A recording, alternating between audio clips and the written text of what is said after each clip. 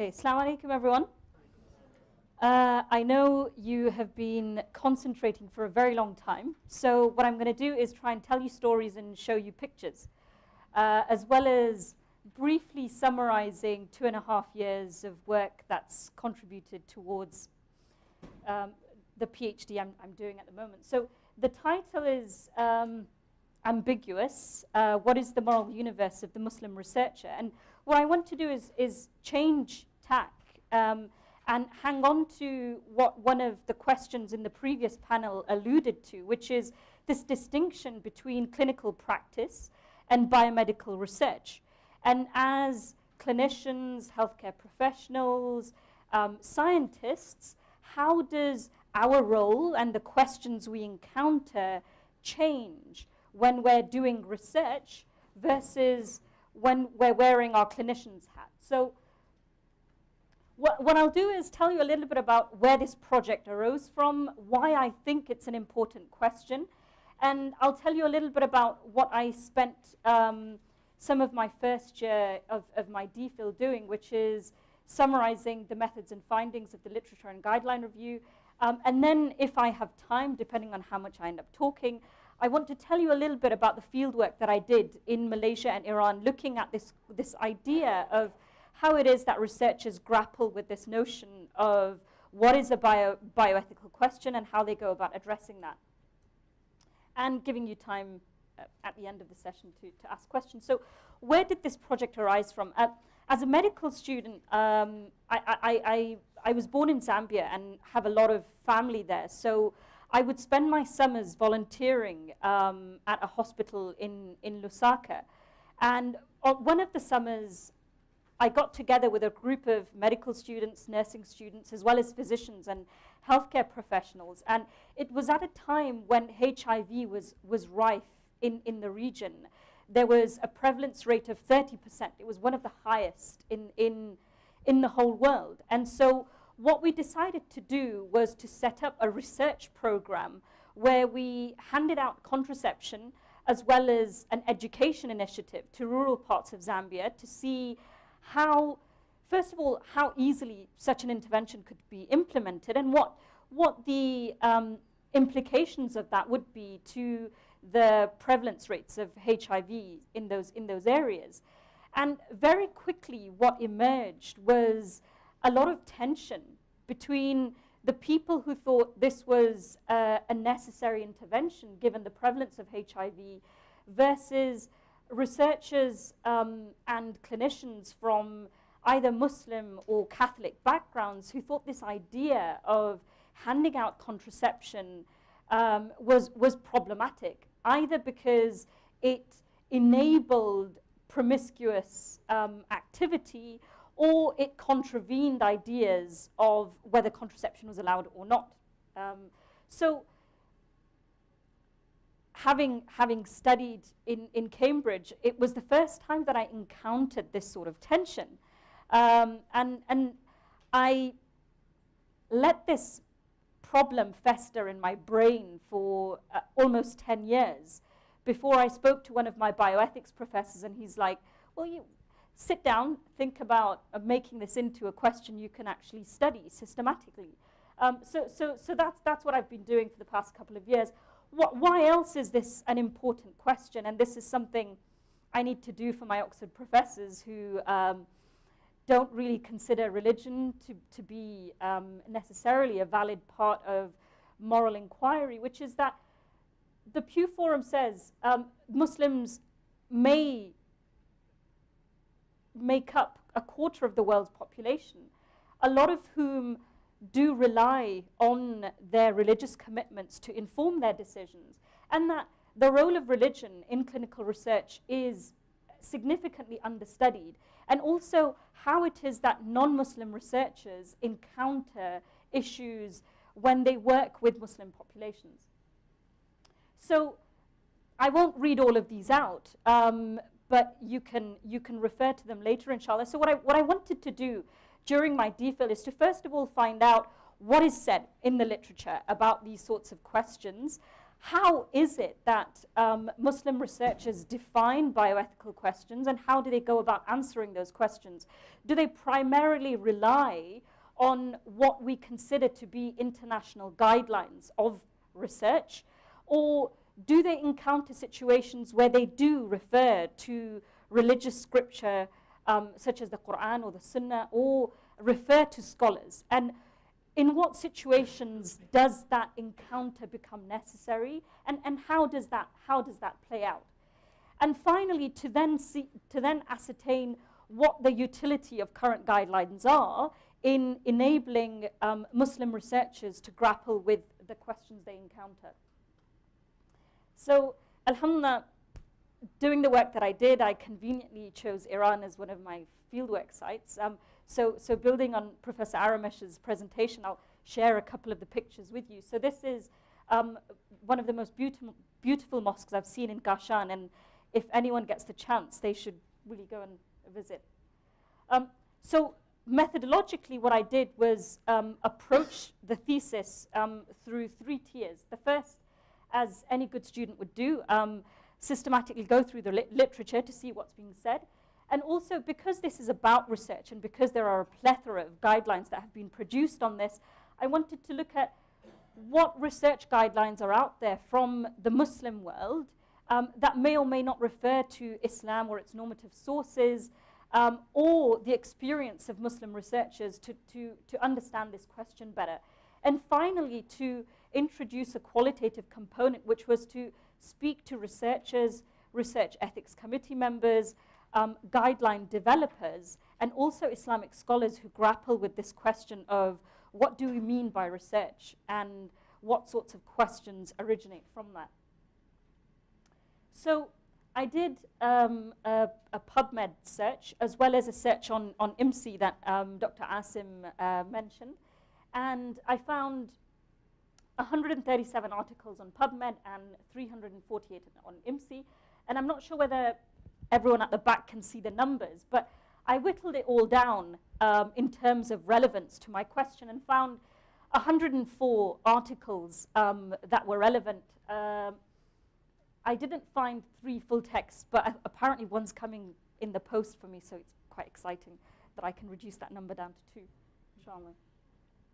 So what does the literature say about the question of research ethics from a Muslim/Islamic perspective? Now, I have to say from the outset that there was very, very little. And although the number 104 sounds like a lot, it's because I tried to cast my net as wide as possible. So even if there was a vague inference to research, I grabbed a hold of that paper and read it and put it through my analysis. And of course, you can challenge that as, you know, being a valid method to study this, but being at a juncture where there's so little written about this work, I thought it was important to go wide rather than narrowing things down. And a lot of the literature focused on technologies themselves, you know, whether artificial reproductive technologies are allowed, how we can go about thinking about those questions, whether it should be researched, if so, how, and also issues around transplantation and transplantation research and stem cell research. Now, why is it that so much of the literature focuses on these questions in terms of research? And it could be because there's a huge consumer market for these technologies in the Muslim world. And so what Muslims require is a perspective from within their own religio-cultural tradition to these sorts of issues.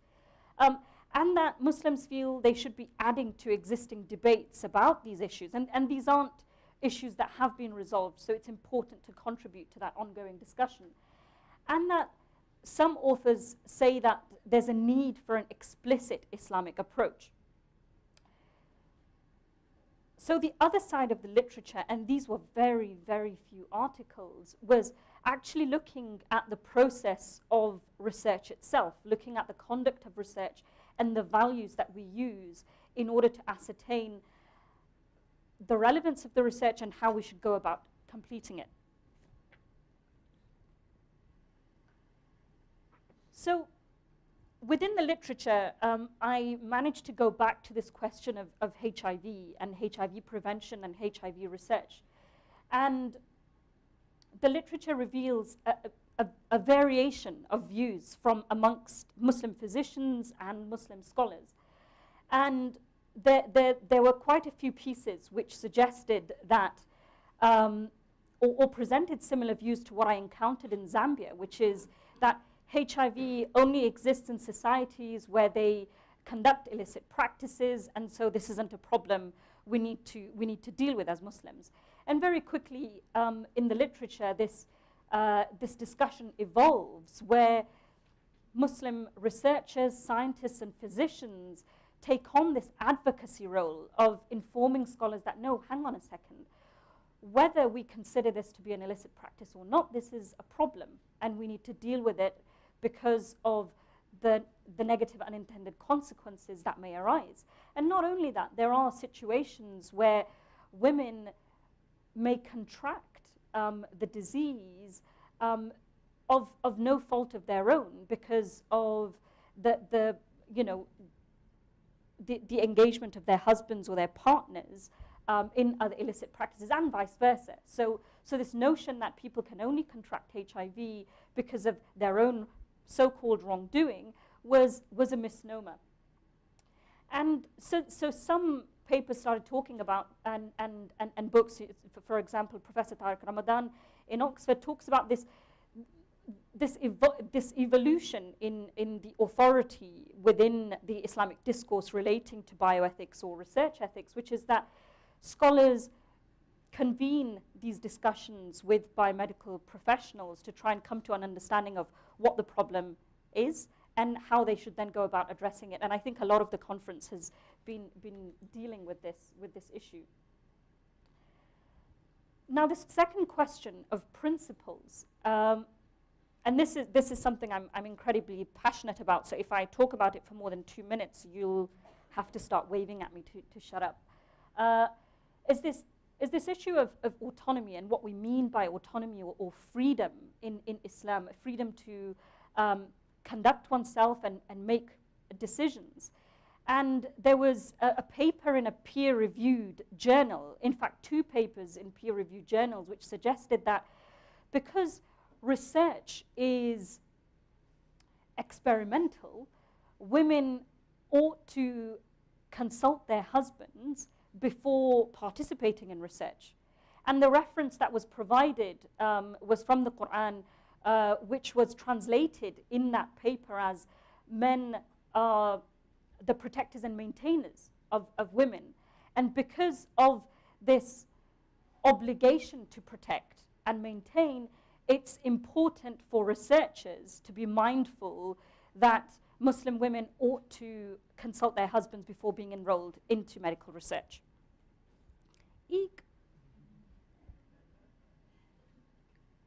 So the next thing I did was being mindful of some of these things, and those are only two examples. I mean, there are many more that I can talk to you about. I looked at the guidelines in the OIC countries, and again, you can dispute whether the OIC countries are sufficient representation of what we'd consider to be the Muslim world. And what I did was, this is Persepolis, by the way.